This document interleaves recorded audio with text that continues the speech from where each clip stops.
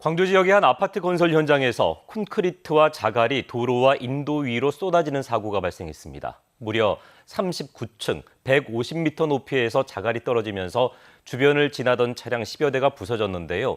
최근에 이 같은 유형의 사고가 반복되면서 시민들의 불안감이 커지고 있습니다.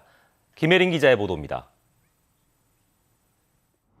교차로를 달리던 승용차. 갑자기 쾅 소리가 나더니 앞유리를 부딪힌 작은 돌덩이가 튕겨 나갑니다. 뭐요? 저기서 못 떨어졌지. 같은 시각 바로 옆 도로.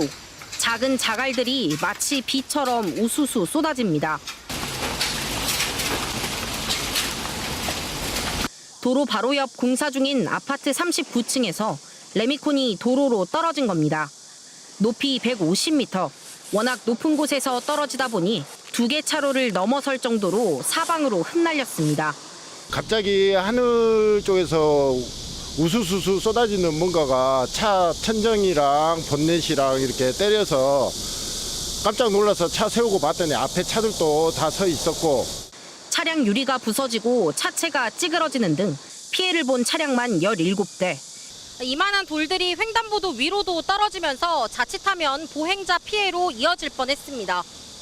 시공사 측은 타설 거푸집 사이로 레미콘이 흘러내린 것 같다며 피해 보상과 함께 재발 방지책을 마련하겠다고 밝혔습니다. 거푸집 사이 틈새로 좀 흘러내린 것 같아요. 제가 그 피해 차량 전화번호를 다 받았어요. 받아서 저희가 보상을 다 해드립니다. 석 달 전 광주의 한 오피스텔 공사장에서도 닷새 간격으로 레미콘이 쏟아지는 사고가 잇따라 있었고 피해자 합의로 사고 처리가 끝났습니다. 광주지방고용노동청은 현장에서 추락방지 그물망 등이 제대로 설치됐는지 안전조치 위반 여부를 조사하겠다지만 반복되는 사고에 시민 불안은 큽니다. KBS 뉴스 김혜린입니다. 지난달 롯데건설이 시공하는 아파트 재건축 현장에서 한 노동자가 숨졌습니다. 7m 높이에서 떨어졌는데 안전고리도 걸지 않은 걸로 보여서 중대재해처벌법을 위반했는지 조사가 진행 중입니다.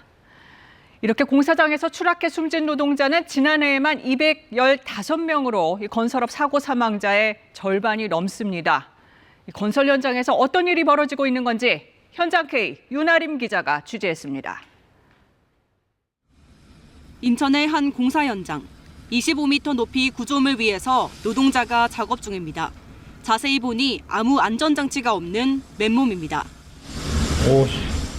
좁은 철근 위를 공중고개라도 하듯 걷고 벽을 타고 반대편으로 아슬아슬하게 이동합니다.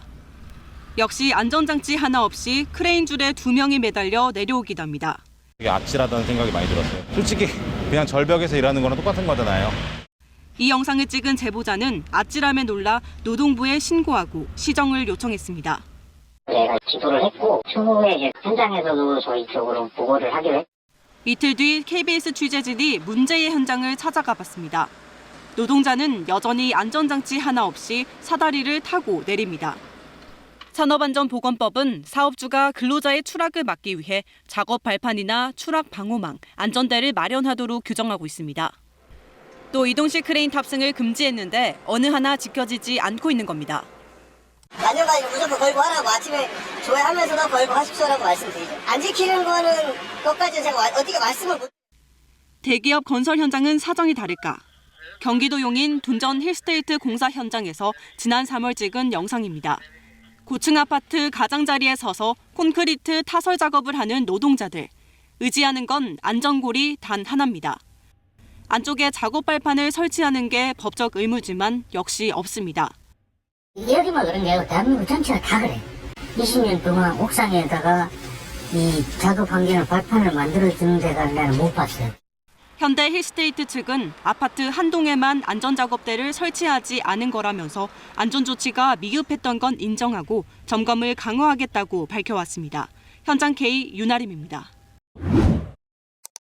어제 광주공항의 낮 최고 기온이 37도까지 올랐습니다. 올해 들어 가장 높은 기온이었는데요. 계속되는 폭염특보에 정부와 자치단체에서는 야외 활동을 자제하라고 하는데 일터는 쉼없이 돌아갑니다. 폭염 속 야외 작업을 중지하는 가이드라인이 있지만 현장에서는 거의 지키지 않고 있습니다. 손민주 기자가 취재했습니다. 뙤약볕 아래 전기공사 작업이 한창입니다. 부상을 막기 위해 방염복까지 입어 더위에 숨이 턱턱 막힐 정도입니다. 모든 그 위에서 바가지 작동하는 그 기계가 유압으로 되어 있기 때문에 유압도 저게 엄청 열을 받습니다. 유압 호스에서 나오는 그 열기가 또 더해지기 때문에 작업자들이 그만큼 더 덥습니다. 어제 오후 3시쯤 광주의 체감 기온은 35도를 웃돌았습니다. 고용노동부는 체감온도 35도 이상이면 불가피한 경우를 제외하고 5개 작업을 중지할 것을 권고합니다. 또 폭염으로 작업이 불가능하면 발주처가 공사 기간을 연장해주는 기준도 있습니다. 실제 현장은 어떨까? 광주의 한 지하철 공사 현장입니다. 현재 이곳의 지면 온도는 50도를 훌쩍 넘고 있는데요. 주위에서는 여전히 지하철 공사가 진행되고 있습니다. 취재진이 찾아간 다른 건축공사장도 쉼없이 돌아갑니다. 작업 중단 권고가 의무 사항이 아니다 보니 사실상 하나만합니다. 작업을 안 하는 곳도 있나요? 아마 그런 데는 없을 것 같네요. 한 번도 들어본 적이 없습니다. 지난 5월부터 발생한 온열 질환자는 광주 28명, 전남 65명. 발생 장소로 따지면 야외 작업장이 가장 많습니다.